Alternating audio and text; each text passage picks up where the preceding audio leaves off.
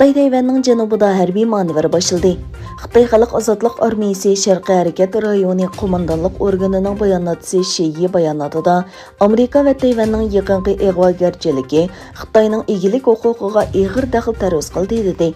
Shiyana davlatning mustaqilligini qo'g'dash uchun zarur bo'lgan bu manevrda kurashchi aeroplan va urush paraxoti qatorliqlarning ishlatilganligini aytdi.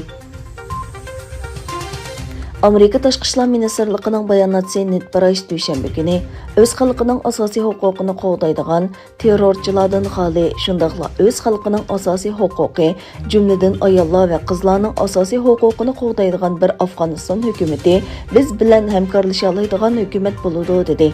Yana bir tarafdan Afg'onistonni kontrol qilgan Talibanlar tunji qatimliq muxbirlarni kutib olish yig'inida biz davlat ichi va sirtida dushman xolamaymiz deb dedi.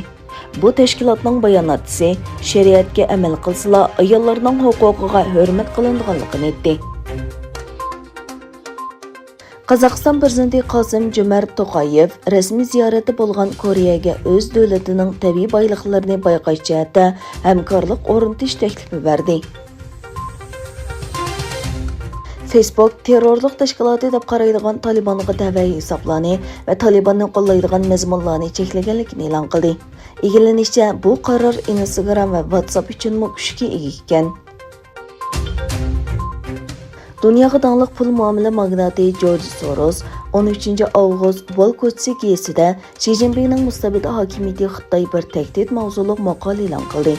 Soros maqolasida Xi Jinping hokimiyatidagi ichki ziddiyatning kommunist hokimiyatining butkunligi va unumini zo'r darajada yo'qotganligini, bu xil ichki ziddiyatning Amerika bilan davomlashayotgan to'qinishlarda ko'p uchraydiganligini bayon qildi.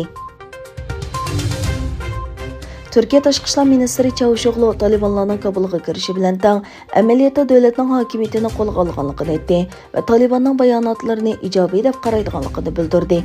Çavuşoğlu mundaq dedi: Biz Talibanlarning hozirgacha bergan uchurlarini ijobiy deb qaraymiz. Buni harakatda ko'rishimizni umid qilamiz.